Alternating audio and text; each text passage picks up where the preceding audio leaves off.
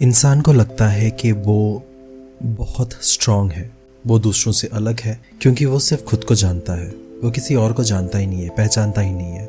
ठीक है, पहचानता होगा पर अंदर से नहीं जानता। कई बार कोई एक इंसान दूसरे इंसान को देखकर ये कह सकता है कि ठीक है, वो अपनी ज़िंदगी इस तरह बिताता है, वो अच्छा है बुरा है, पर कई बार वो उसके भीतर होने वाले विषयों को नहीं पहचानता। There are things inside the heart which the other person will not be able to understand. क्यों? क्योंकि वो उसके साथ उसके भीतर होने वाले विषयों को नहीं जानता, नहीं पहचानता। इसलिए एक जजमेंटल एटीट्यूड, एक डिसीजन बोलना बहुत आसान होता है, बहुत इजी हो जाता है। वो कह सकता है कि सामने वाला ऐसा है, ठीक है, बट वो सामने वाला किस दर्द से गुजर रहा है उस इंसान को नहीं पता, कौन से परेशानियों से गुजर रहा है उसे नहीं पता। कोई अगर किसी को हेलो कहना चाहता है, वो हेलो कह सकता है, वो मुस्कुराते हुए हेलो कह सकता है, वो नॉर्मली बिना किसी मुस्कुराहट के एक साधारण तौर पे हेलो कह सकता है। ये सारे बोलने के तरीके क्यों हैं? इसलिए हैं क्योंकि अंदर कुछ ना कुछ इंसान के चलता रहता है। अगर वो किसी टेंशन के साथ घूम रहा हो तो हेलो उसका शायद मुस्कुराने के साथ ना निकले, पर शायद एक न्यूट्रल हेलो हो। जो उसे उस हेलो को सुन रहा है, वो हेलो को सुनकर कहेगा कि ये इतने गुरूर के साथ बात क्यों कर रहा है। क्यों? Just because you don't know what kind of stress the person is going through.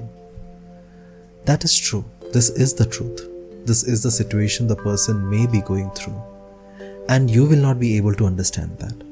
तो कहने का सार यह है कि हमारे पास बहुत सारा इंफॉर्मेशन नहीं है ये जानने के लिए कि सामने वाला किस दर्द से और किस कमी से गुजर रहा है। हम बस जजमेंटल बन जाते हैं। That pain is making him strong. Why strong? Because people, when they behave towards him in this judgmental manner, उसे पता है कि उसका दर्द तो उसको पूरी तरीके से गिराने की कोशिश कर रहा है, but at the same time वो जिस रिएक्शंस को देख रहा है वो भी उसके लिए कंफर्टिंग नहीं होता, और कंफर्टिंग नहीं होने की वजह से वो उसके भी खिलाफ बात करना या काम करना शुरू कर देता है, एंड इवेंचुअली वो धीरे धीरे स्ट्रांग बनना शुरू करता है। इसलिए कहते हैं कि pain actually makes you strong. Well, that's good. Pain if it's making you strong, it's good. But अगर वो दर्द तुम्हें इतना स्ट्रांग कर रहा है कि तुम उस स्ट्रेंथ को नेगेटिवली एक्सेप्ट कर रहे हो, देन दैट इज रॉन्ग। तुम्हारे स्ट्रेंथ कभी भी नेगेटिवली एक्सेप्टेड नहीं होनी चाहिए। इसलिए नहीं होनी चाहिए कि क्योंकि मैंने बहुत दर्द सहा है, मैंने बहुत दुख सहा है और मैं बहुत स्ट्रांग हो गया हूँ, इसलिए मैं भी उन लोगों के साथ, दूसरों के साथ वैसे ही करूँगा।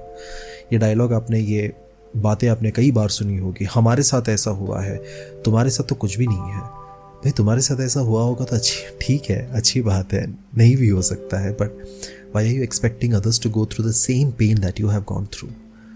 So any kind of stress and tension can cause issues in a human being. That is true. But the reactions can cause even more problems and troubles. And the way the person accepts these reactions can make the person positive also and negative also. इसलिए ज़रूरी है कि जब भी आप एक stress से गुजरे और जब आपको लोगों का रिएक्शन मिले, जब लोग आपको जज करें, उस टाइम पे आप उस जजमेंट्स को किस तरीके से एक्सेप्ट करते हो, नेगेटिवली या पॉजिटिवली। क्योंकि दूसरों का बुराई करने में कोई खामी नहीं है। हमें लगता है बहुत सारी खामी, पर कोई खामी नहीं है ऐसे हमें लगता है, जबकि सच ऐसा नहीं है। दूसरों की बुराई करने में बहुत सारी खामियां हैं। The more you try to gossip, it will reciprocate towards you and you will start feeling the same thing in your life.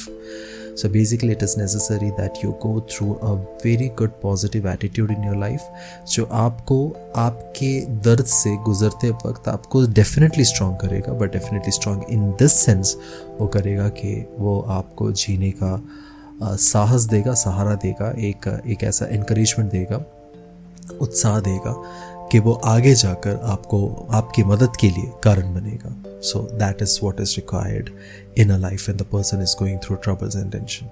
Thank you for listening. If you like this podcast, I request you to kindly like and share this. If not share, at least subscribe to the channel. Thank you so much.